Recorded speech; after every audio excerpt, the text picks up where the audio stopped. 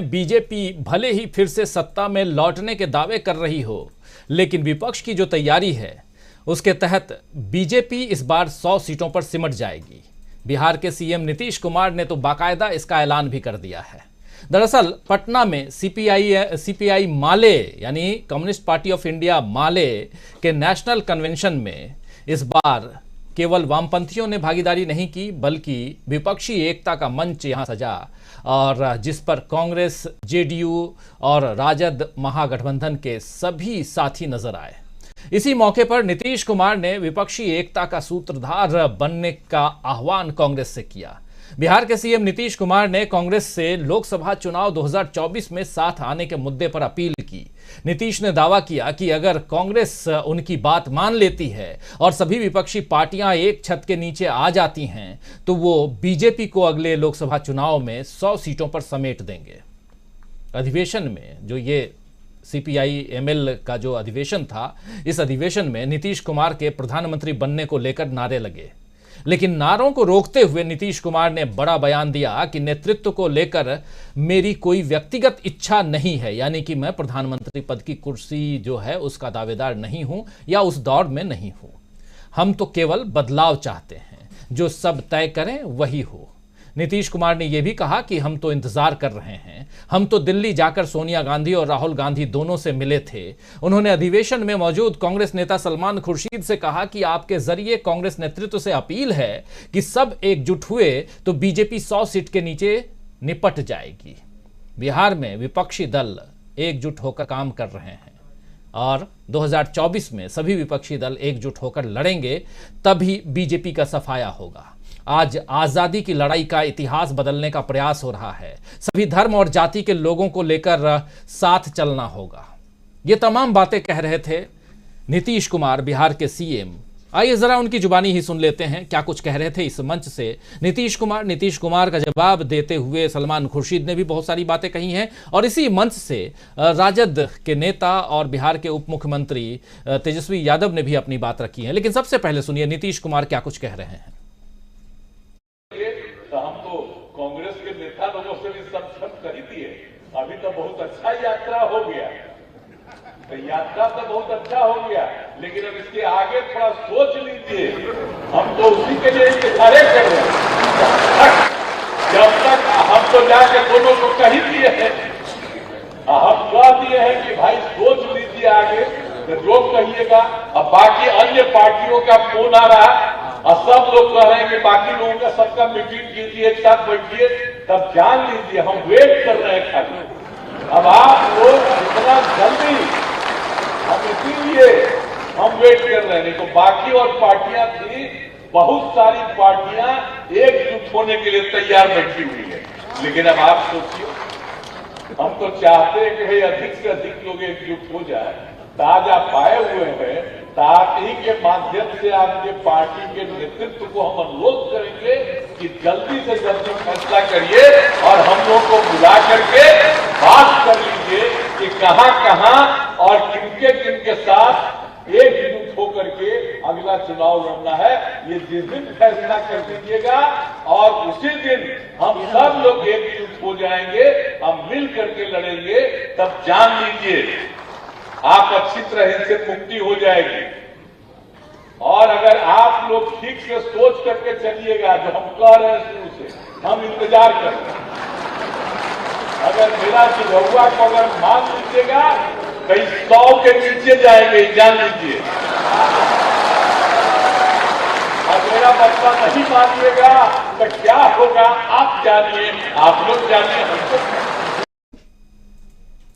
तो मेरी बात आप मान लीजिए तो 100 के नीचे ये लोग चले जाएंगे, सिमट जाएंगे, और अगर नहीं माने तो क्या होगा ये आप समझ लीजिए। ये कह रहे हैं नीतीश कुमार। और नीतीश कुमार के अलावा तेजस्वी यादव ने भी कांग्रेस से ही विपक्ष की लीडरशिप संभालने को कहा है। हालांकि तेजस्वी यादव ने ये भी कहा कि कांग्रेस रीजनल पार्टियों को ड्राइविंग सीट पर आने दे और जहां बीजेपी से सीधा मुकाबला है वहां कांग्रेस मोर्चा संभाले।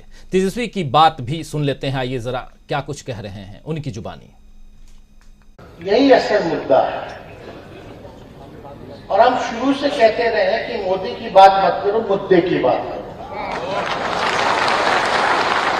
देश में मुद्दा क्या है? बेरोजगारी, महंगाई, किसानों की समस्या है, मजदूरों की समस्या है, गरीबी है, लाचारी है, देश की आर्थिक स्थिति वो बिगड़ रही है, चीन से खतरा है। लेकिन चर्चा हमारे देश में जो बीजेपी माइंडसेट की जो मीडिया है वो केवल करती है हिंदू, मुसलमान, मंदिर, मस्जिद, गाय, कश्मीर, इन्हीं चीजों पर चर्चा करती है, यानी मुद्दे से भटकाने का प्रयास किया जा रहा है लगातार। और अब तो ऐसे ऐसे बाबाओं को बैठा दिया जाता है जो हम लोगों के गुरु बना दिए गए, और वो लोग क्या बात कर रहे हैं कि देश को जो है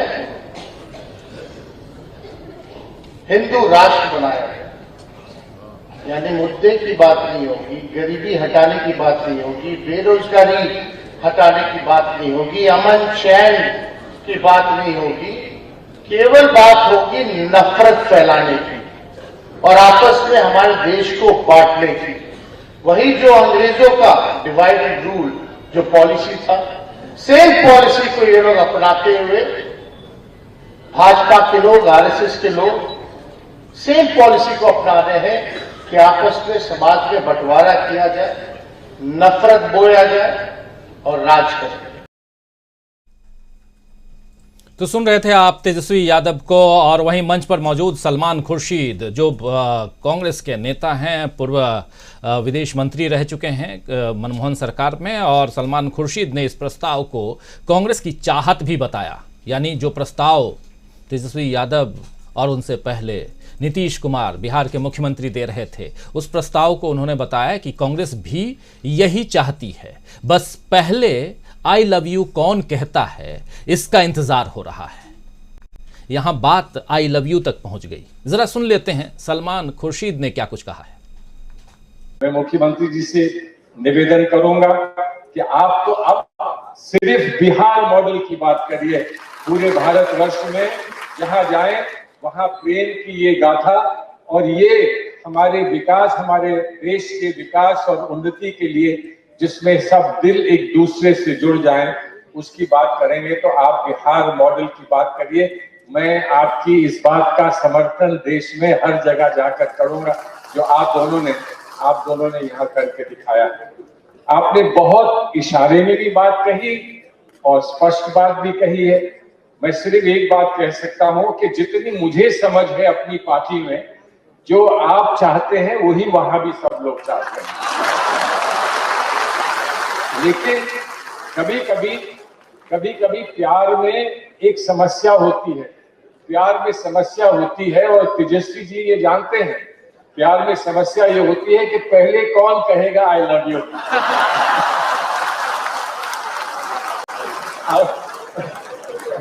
उसमें कभी कभी अनुभव काम कर देता है, और कभी जो अनुभवी नहीं होते हैं वो उसमें कामयाब हो जाते हैं।